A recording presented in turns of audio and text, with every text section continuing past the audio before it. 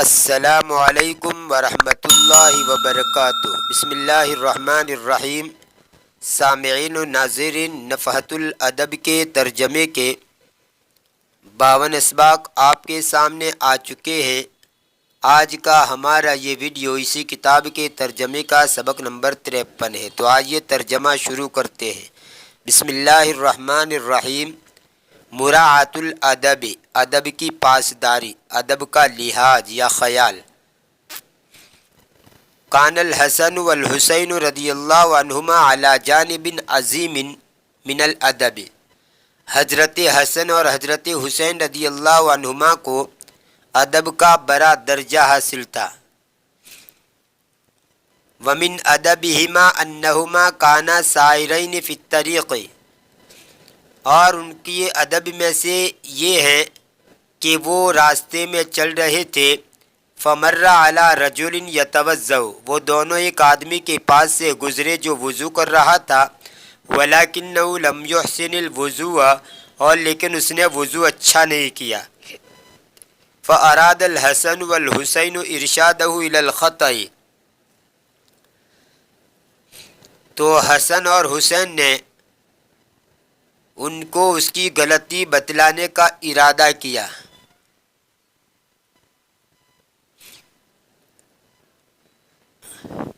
وکان الرجل اکبر منہما سنا، اور آدمی ان دونوں سے بڑا تھا عمر کے اعتبار سے۔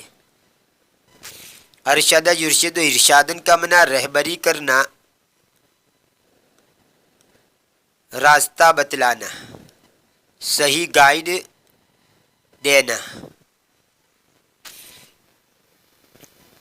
فتقدم الیہ احدہما وقال له یا عمی ان اخی ھذا یظن انہ یحسن الوضوء اکثر منی، ان میں سے ایک اس آدمی کی طرف بڑھا اور اس کو کہا اے میرے چچا، یہ اصل میں یا امی تھا، یا کو گرا دیا، اے میرے چچا، بلا شبہ میرا یہ بھائی سمجھتا ہے کہ وہ مجھ سے زیادہ اچھا وضو کرتا ہے، مجھ سے بھی زیادہ، یعنی مجھ سے زیادہ اچھا وضو کرتا ہے۔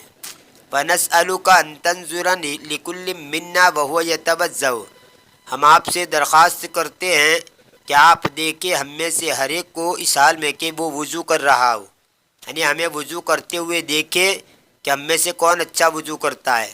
ثُمَّ تَشْهَدُ لِمَن يُحْسِنُ الْوُضُوءَ مِنَّا، پھر آپ گواہی دے اس شخص کے لیے جو ہم میں سے اچھا وضو کرے۔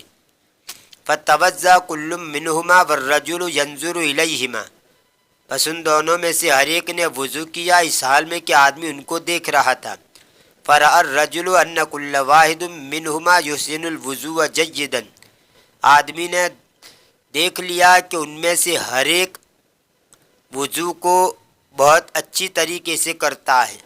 وَفَهِمَ أَنَّهُ هُوَ الَّذِي لَا يُحْسِنُ الْوُضُوءَ، اور اس نے سمجھ لیا کہ وہ خود ہی ہے وہ ہے جو وضو کو اچھا نہیں کرتا۔ فَشَكَرَ الرَّجُلُ لَهُمَا كَمَالَ أَدَبِهِمَا، تو آدمی نے ان کے لیے ان کے کمال ادب کا شکر ادا کیا۔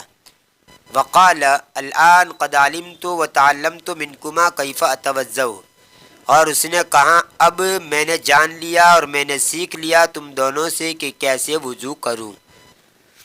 اس واقعے سے یہ بات سمجھ میں آتی ہے کہ جب بھی بڑے آدمی کو کسی غلطی کے اوپر تنبیہ کرنی ہو تو اس صورت کے اندر حکمت عملی اختیار کرنی چاہیے، جیسے کہ یہاں پر یہ چھوٹے چھوٹے بچوں نے حکمت عملی اختیار کی اور اس بڑے میاں کی غلطی کو بتلایا۔ عبداللہ ابن جعفر والغلام، عبداللہ ابن جعفر اور غلام۔ خرج عبداللہ ابن جعفر رضی اللہ عنہ الى ضیعۃ لہ، عبداللہ ابن جعفر رضی اللہ تعالیٰ عنہ ان کی زمین کی طرف نکلے۔ ضیعۃ کاشت کی زمین، عبداللہ ابن جعفر رضی اللہ تعالیٰ عنہ ان کی کاشت کی زمین کی طرف نکلے، فنزل علی حائط بہ نخل لقوم، پس وہ اترے ایک باغ میں جس میں کسی قوم کے کھجور کے درخت تھے۔ نخلتن کا معنی کھجور کا درخت، اس کی جمع آتی ہے نخل اور نخیل، اور حائطن کا معنی دیوار اور باغ، دیوار کو بھی کہا جاتا ہے باغ کو بھی کہا جاتا ہے، اس کی جمع آتی ہے حیطان اور حوائط۔ وفیہ غلام اسود، اور اس میں کالا غلام ہے، حبشی غلام ہے، یقوم علیہ، جو اس کی نگرانی کرتا ہے، جو اس کی حفاظت کرتا ہے۔ قام یقوم کا معنی کھڑا ہونا، یہاں پر قام علی یعنی حفاظت کرنا، نگرانی کرنا۔ فأتی بقوتہ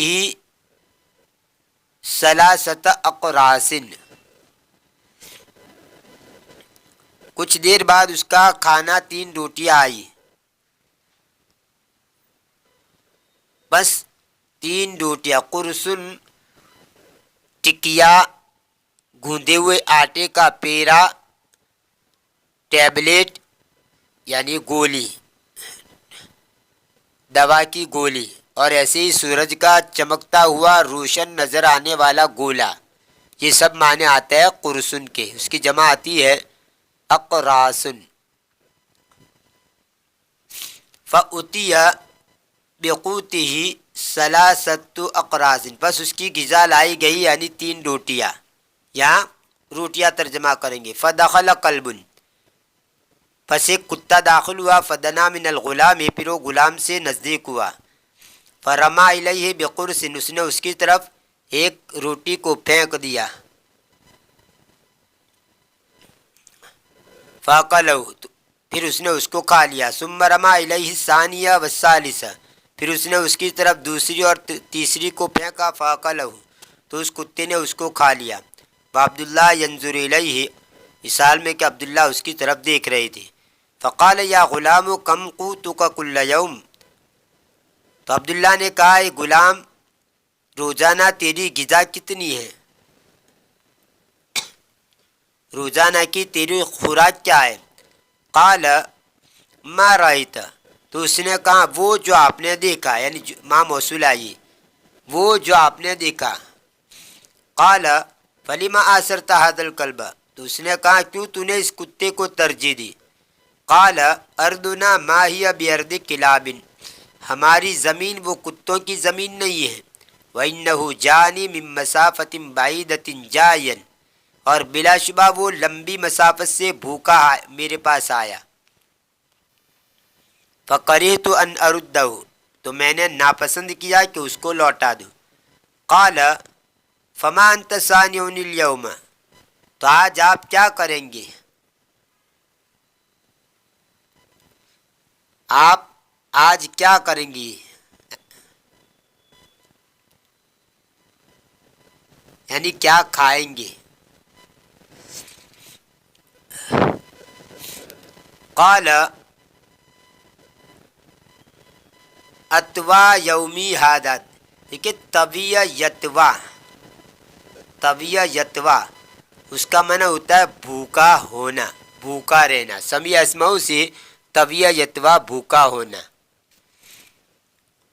اور توا بطنہ خود کو بھوکا رکھ کر پڑوسی کو کھلانا۔ طویہ یتوا سمیع اسماؤ سے ہو تو بھوکا ہونا، بھوکا رہنا، اور توا بطنہ ہو تو اس کا معنی ہوتا ہے خود کو بھوکا رکھنا۔ توا بطنہ عن جارہ، حدیث کے الفاظ ہے، توا بطنہ عن جارہ، خود کو بھوکا رکھ کر پڑوسی کو کھلایا۔ اتوا یومی ہادہ، میں میرا یہ دن بھوکا رہوں گا۔ فقال عبداللہ فی نفسہ، عبداللہ نے اپنے دل میں کہا، الام علی السخاء، لام یلوم کا معنی ملامت کرنا، اسی سے یہ الام مضارع کا واحد متکلم کا مجہول کا صیغہ ہے۔ لام یلوم، تو یلوم اس کا مجہول آتا ہے یلام، اور یہ واحد متکلم علام، مجھے ملامت کی جاتی ہے سخاوت پر، وَإِنَّ هَذَا لَأَسْخَى مِنِّي، اور بلا شبہ یہ تو البتہ مجھ سے زیادہ سخی ہے۔ فَاشْتَرَى الْحَائِطَ وَمَا فِيهِ مِنَ النَّخِيلِ وَالْآلَاتِ، پس اس نے باغ کو اور جو کچھ اس میں درخت اور آلات تھے وہ خرید لیے۔ وَاشْتَرَى الْغُلَامَ، اور غلام کو بھی خرید لیا۔ ثُمَّ أَعْتَقَهُ، پھر اس نے اس کو آزاد کر دیا۔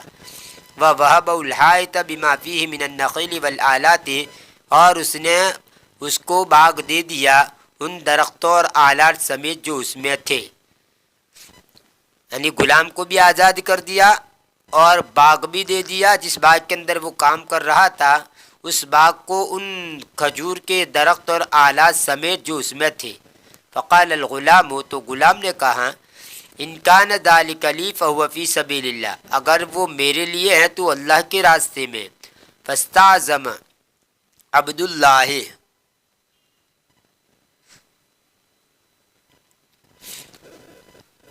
تو عبداللہ نے